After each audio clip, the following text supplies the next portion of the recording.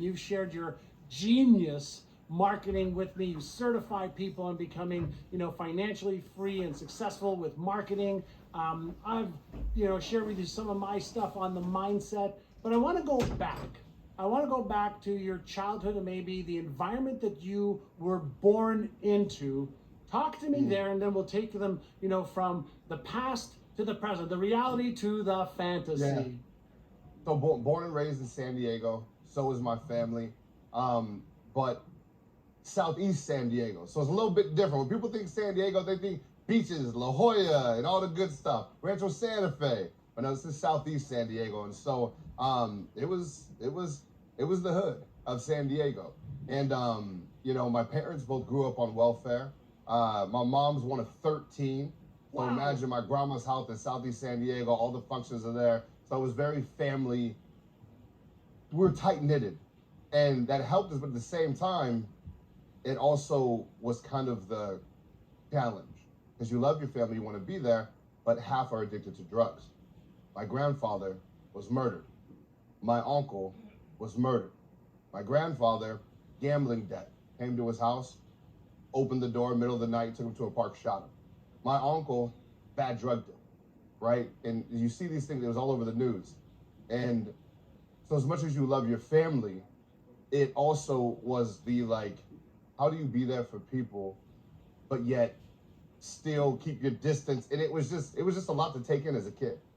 And I know your mother and father worked hard. If I remember correctly, your mother was a corrections officer. Your dad worked selling cars. Is that correct, if my memory is right? That's it. Yeah. And they wanted to give you a better environment so you would make better choices. And I mean, thank them, thank God, thank you that you did. You decided you wanted something more for your life, even though you had a lot of reasons that you could have gone the other way. And I know that all too well. So you went to school in San Diego. Your parents borrowed money to send you to private school, right? Yeah. And that was a big deal, because that was that environment shift. And then I also attended the University of San Diego. So when you grow up and you see all those things going on in Southeast San Diego, but then you go to USD, where University of Spoiled Daughters, right? Where it's $40,000 a year. Some of the wealthiest people, in the country send their kids there, and these are becoming my friends. And so I felt like I had this duality, this moment where it was like, I'm going to choose a different path for myself. I saw what was possible and what kind of life that people can have, and it shifted everything for me. And I was just like, I don't want to raise my daughter around the things that my parents and I had to see. I want to do it like this. And so just seeing that, know it was possible, I just made a decision, and good things started to happen. I love it. Now, you were one of many, many black men in your class, right? Yeah, as in two of us. At USD, it's all white people. It's like 97% white. And then black people that were there that weren't playing sports, it was even smaller. And so for me, it was like, I also have this duty, man, that I believe in. It's like, every day I would go to school, I just wanted to, I wish I could take everybody who was growing up in Southeast San Diego and bring them with me. Because I want them to be exposed to this other life. It literally is a different world. And so many people don't even know that it exists. And so that was so, once my environment changed, once I saw that, it's hard to go back. Once you experience those two things, it's hard to go back, but most people never get that damn experience. So, yeah. Yeah, one of the reasons is, I started NeuroGym is to help people with that mindset, to open up their mind of what's possible, because by the time we're, are 12, 13, 14 years old, our brain is pretty much locked in on the imprinting and modeling and experiential years that mostly came from our parents or our grandparents in the environment we grew up in. You made that shift, and you made a conscious choice that you didn't want this, you wanted that. And then, what did you go to school for, by the way? Business administration and Xbox. It's like combo. I love it. I love it. Yeah. So let's dive into, if we can, for a moment. You get out of school. What did you start doing? So when I was at school, the richest kids that I knew, I would always ask them, hey, what do your parents do? What do your parents do? And it was always they owned some kind of business. Everything came to that. So naturally for me, I was like, I'm starting a business. Like I became, before I was kind of curious about it, but when I saw it, I'm like, these kids aren't any different than me. I got committed. That curiosity shifted to committed. So I remember I used to go to the library and I'd sit there for hours just brainstorming business ideas, right? And so, long story short, my uncle had a car wash, right? He was washing cars. And I was like, Uncle Mark, these people trust you to go to their house and sell cars or wash their cars. Why don't you add another service like oil change too? Like, can we do a mobile oil change? And that was my first business. It was a mobile oil change company. So like I had to Google how to change oil. I had coveralls. I borrowed money from like friends and family. And like we failed in like a year. It wasn't good. It wasn't good. Yeah. And so I love this. I want to ask everybody in the chat right now, did you hear what Billie Jean just said? I had to go from being curious to being committed. I'm wondering how many of you are done being curious and you are committed. You've been watching us. How many of you are committed? I've asked you this before. I'm going to keep asking you this until the day I die or you die before me. You don't have to hear it again. But how many of you are committed to achieving your life's goals and dreams? And John, to expand on that, what I mean by the curious committed thing, it was when that oil change company failed. If I was curious about this entrepreneurship thing, I would have just went and got a job in finance, like the path I was supposed to take. But because I was committed, it was, okay, what's the next business idea? Love it. What's the next business idea? What did you think about yourself around that failure? Did you feel you're a failure or the business failed? This takes mental toughness. I had to practice this mental fortitude because everyone else around me would have deemed me a failure. For me, I just felt at that. The oil change thing didn't work. But if I just could have got this better, if I could have learned this marketing, if I could have done this better, it could have worked. So I kind of took those lessons, I just kept moving on. And I tried all these different businesses, and ultimately what I realized is that no matter what business I do, everything needs marketing. Everything needs customers. So I learned about this thing, and I just studied like crazy. I bought like ebooks online, and I learned about this thing called Facebook advertising. And I was like, holy cow, you can make sales from this thing? And it can happen while I'm sleeping? Are you kidding me? And I fell in love with it. Like, you know, they say like you kind of find your thing. When I tell you, I literally did not sleep at night. Every ebook, testing it, Facebook tutorials, etc. And I just became obsessed. And then from there, I finally, once I felt like I had the skill, I started asking business owners, hey, can I try this Facebook thing for you? And everybody would laugh at me, right? And say, Facebook ads don't work, etc. And I'd say, well, just give me the chance. And the only reason why I probably had the courage to ask is because I was broke at my parents' house. I had nothing to lose and I needed to get out. So when I finally got that first client and I was able to get them results, I had that brain shift. And it was my first taste of, holy cow, someone just gave me $500 to provide this service. If someone can do it to me once, then if I can do this again and again and again and again and again, and then here we are $50 million later. Long story short. I love it. Yeah. I'm curious and committed, but I'm curious. How many times have you failed and gotten back up to get to where you are now? I laugh. So I have 175,000 customers in 75 countries, but my ads have been seen over 1 billion times. 1 billion. So that means a billion yes. with a B. But listen to this stat. If my ads have been seen 1 billion times and I only have 175,000 customers, it means I failed 980 million times or whatever the math is, right? I've missed. All of them are failures. Like I have ads all the time that don't work. I've had businesses that don't work. I've failed so many more times than I've won. I can't count, but I don't view it as that. You just learn to keep going because all you need to do is hit once. You just need once. Once I found that Facebook thing, I never looked back, and here we are today. But I mean, I can't count how many times I fell. I still fail all the time today. I'm in marketing. It's an experimental game. You experiment. And so some experiments go well and some don't. But when you run an experiment and you view success like that, you don't take it personal. Think about it, anything in life. If you were to approach it as an experiment, if it doesn't work out, you go, oh, that sucked. And you would learn from it and you would take notes and you'd move on to the next experiment. So please stop looking at failure as the end of you when it just was an experiment to figure out what it's going to take to get successful. I love it. Let me ask you to expand on that a little bit as well. How much has it meant for you to have mentors and coaches and people that can show you their blueprint and maybe to mastermind and network with them? Yeah, I think it was the only way because remember, my specialty was Facebook ads 10 years ago. It was the wild, wild west. There wasn't like, I couldn't go to college for it. It didn't exist. So the only thing that you can do is to find other people who are doing it. And thank God I did because genuinely, I wouldn't be here today if it wasn't. My first investment that I took money, so I had a friend that lent me money. The very first thing that I bought was a course from my buddy Frank Kern. Yeah. And literally, I remember telling my investor, I was like, hey, I'm gonna buy this course. He's like, it was $2,000.